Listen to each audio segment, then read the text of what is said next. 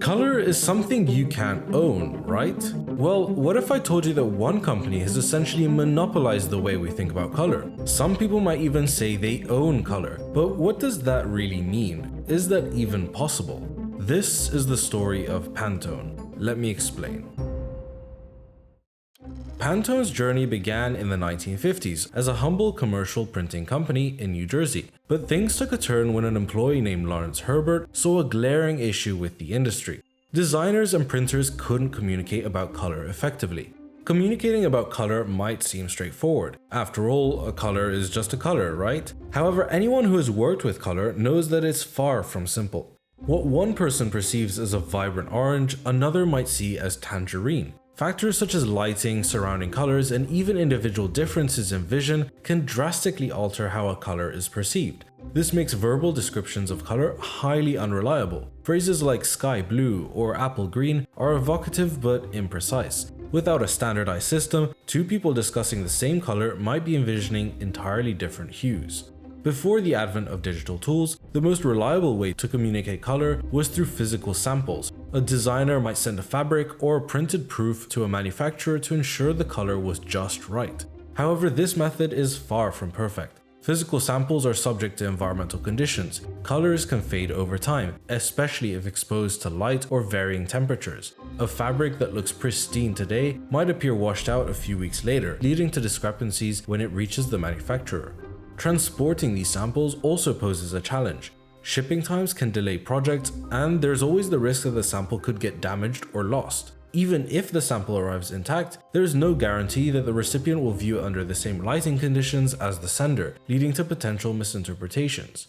Herbert's solution was groundbreaking. In 1963, he developed the Pantone Matching System, or PMS for short, a standardized color language that could be universally understood. Designers could now specify a color with a precise code, and printers could replicate it perfectly. It was simple, effective, and it revolutionized the design industry. The PMS made use of a physical reference in the form of color swatches that are meticulously produced to match exact specifications. These $200 color books are printed on high-quality, specially coated paper that helps to resist fading and color changes due to environmental factors like light and air exposure. The inks used in Pantone's color guides are also specially formulated to maintain color accuracy and stability, ensuring that the swatches provide a reliable reference for color matching across various industries. Additionally, Pantone provides guidance on how to store and handle their swatches to prolong their lifespan. But Pantone suggests that users update their color guides every few years to account for any subtle changes that may occur over time, ensuring that their color matching remains precise and consistent. This does also mean that people using the Pantone system ideally have to spend over $200 every year just to be able to talk about color. This seems quite cumbersome and old-fashioned. You'd expect the rise of digital technology to solve many of these problems, but the rise in tech actually introduced a new set of challenges. Sending color specifications via email or through design software is certainly faster and more convenient than mailing physical samples. However, digital screens are notoriously inconsistent. The color you see on your screen might not be the same color someone else sees on theirs. Two screens from different manufacturers, or even two screens of the same model with different settings, can display colors differently. The type of screen, LCD, OLED, etc., resolution, and even ambient lighting can all affect color perception.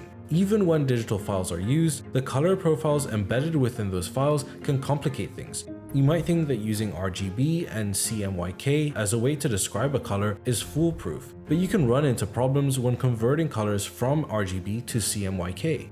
Colors that look perfect in RGB on a screen may not translate well to CMYK when printing, leading to unexpected results.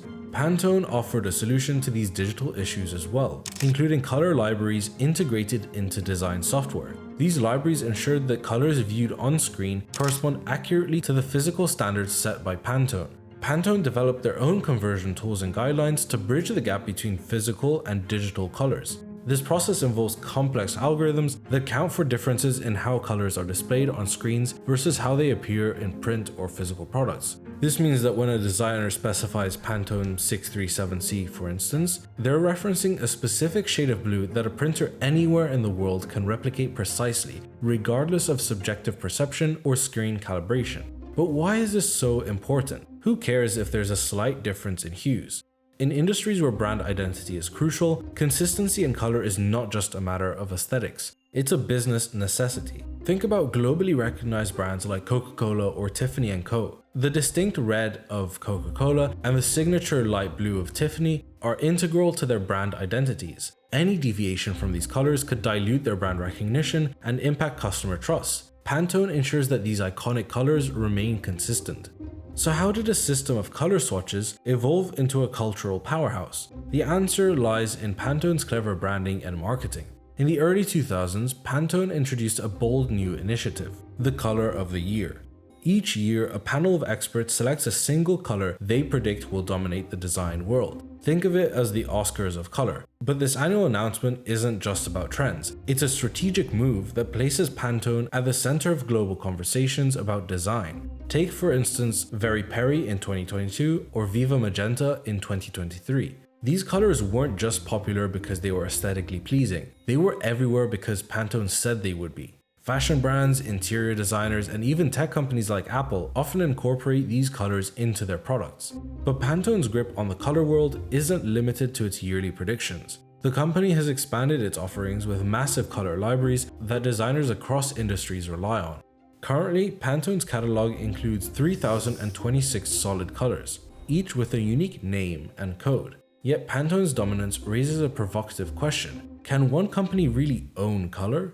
Technically, no one can own a color in the abstract sense, but Pantone owns the standard by which we identify and reproduce color.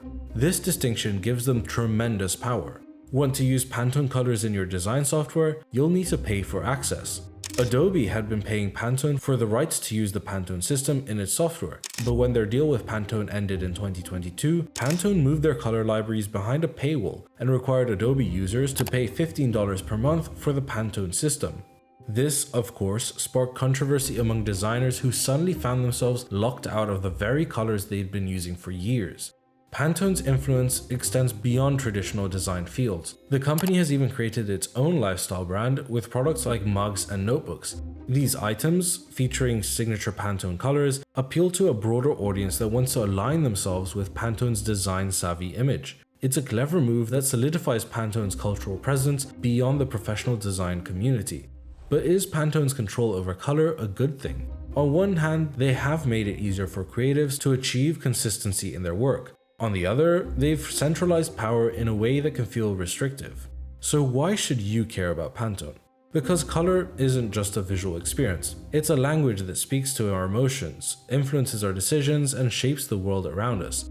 Pantone has turned this language into a business empire, one swatch at a time. Whether you're a designer or a marketer or just somebody who loves beautiful things, Pantone's impact on color is inescapable. In the end, Pantone doesn't own color in the literal sense, but through savvy branding and strategic marketing, they've positioned themselves as the gatekeepers of the color universe.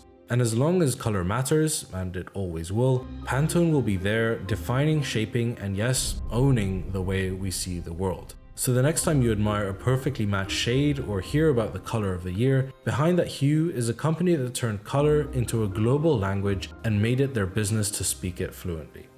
If you enjoyed this video, YouTube thinks you'll enjoy this one too. See you next time.